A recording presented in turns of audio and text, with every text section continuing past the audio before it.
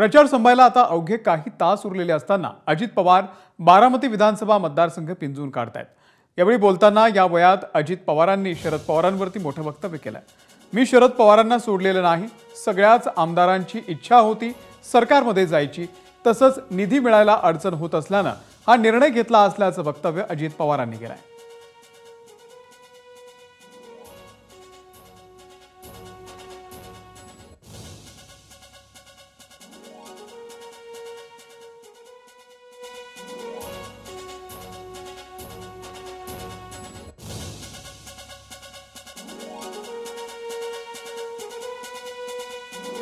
तुम्हाला काही न वाटत असेल की अजित पवारनी हे आता साहेबांना सोडायला नको होतं। मित्रांनो, मी साहेबांना सोडलेलं नाही। मी साहेबांना सांगत होतं, साहेब सगळ्या आमदारांचं मत आहे, माझे एकट्याचं मत नव्हतं, सगळ्यांच्याच आहे।